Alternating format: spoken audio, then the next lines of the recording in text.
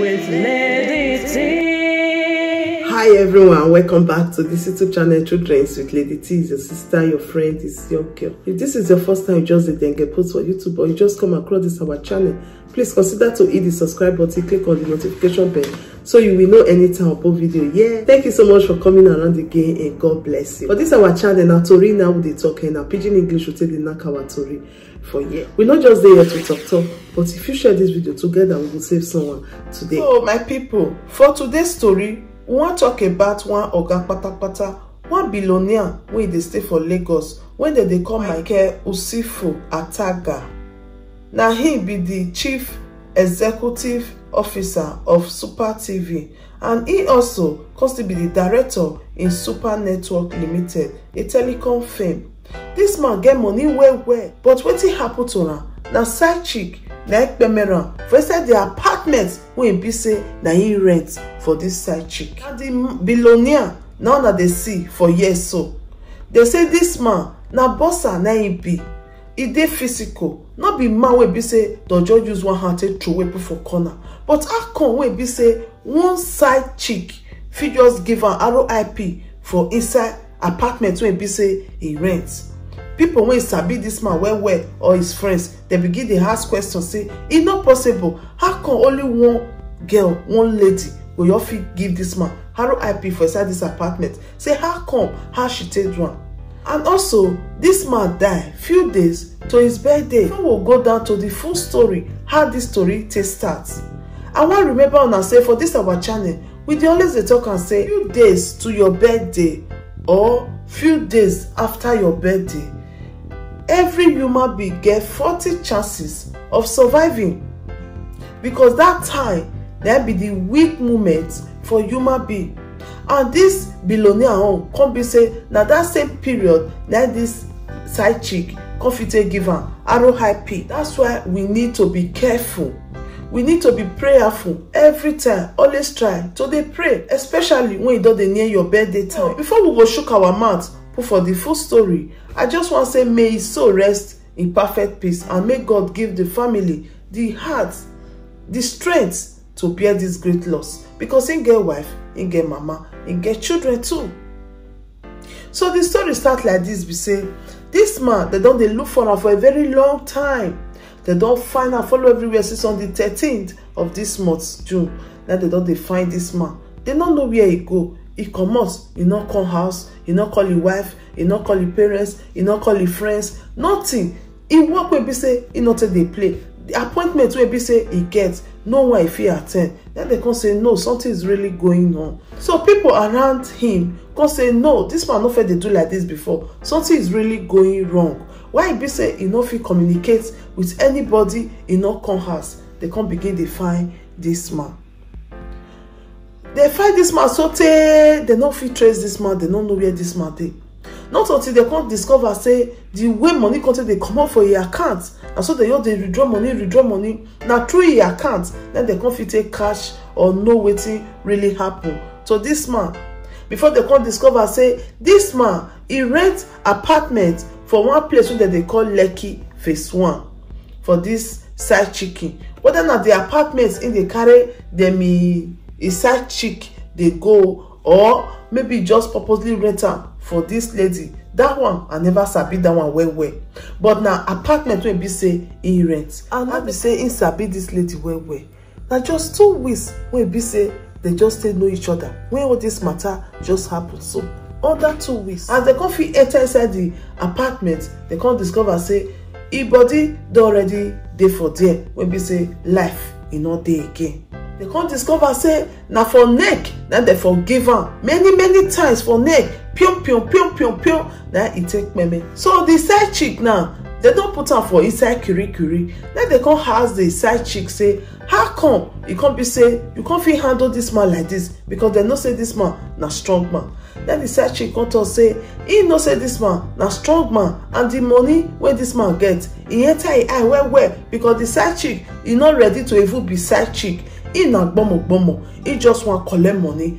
You understand? So as he comes to say he and this man they don't dey together, not be the kind man when go fit do like that. He can't say somebody make they buy medicine come for him. So they come buy the medicine, he come put the medicine for inside drink for this man. This man don't know. As he drink am, so he come weak. He come be like saying sleep go. As he sleep go, he come begin to operate on the man account. Before you know, he don't remove 5 million. Come up for inside this man account. He still want try to change this man account through email so that he go your colobi all the money where they say the man account. But it not come possible before they cash this side chick.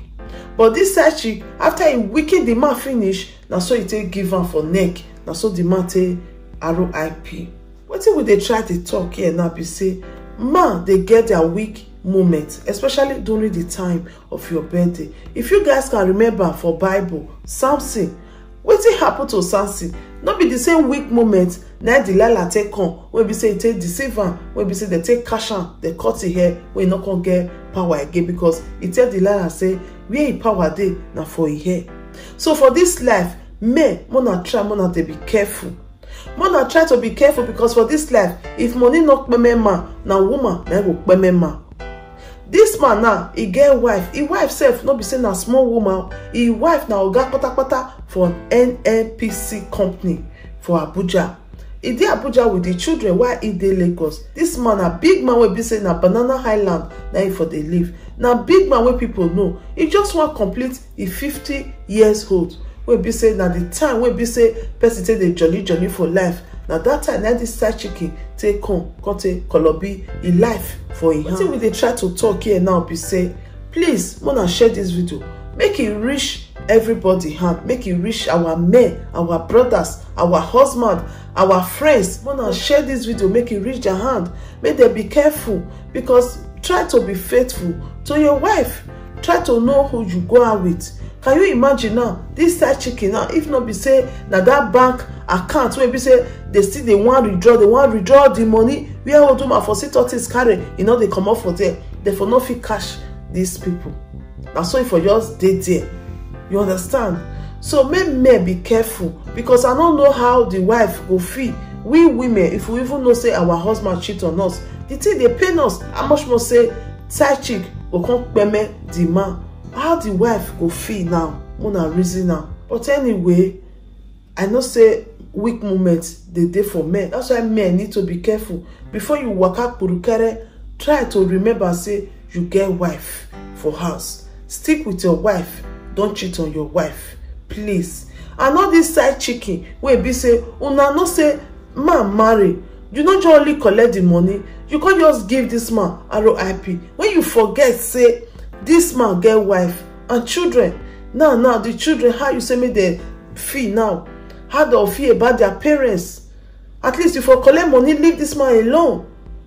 Why you can't get that kind of mind to just give her medicine? After you give her medicine, you all decide to just remove the life wait there for this man after I don't give you 5 million. That is so bad. It's so bad. I don't know what you guys think about this video. This man dead. What you not think? I believe this is a lesson for men. Please, wanna stick to una wife, because so many desperate side chicken, they outside. They not care about anybody life. Many of them don't, they frustrated when be say they're ready to do anything for anything. That's why men wanna be careful. Please be careful. You understand? So my people, I will stop this story for you. I beg, if you watch this video, may you try leave your comment down there.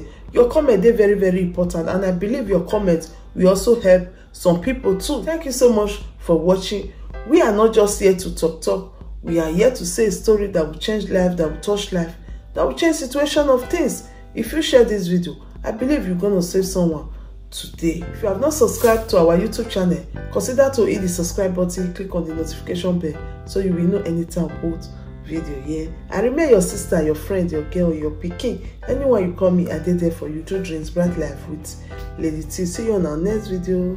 Ciao. If there is anything that is bothering you, my friend, please say it so others will learn.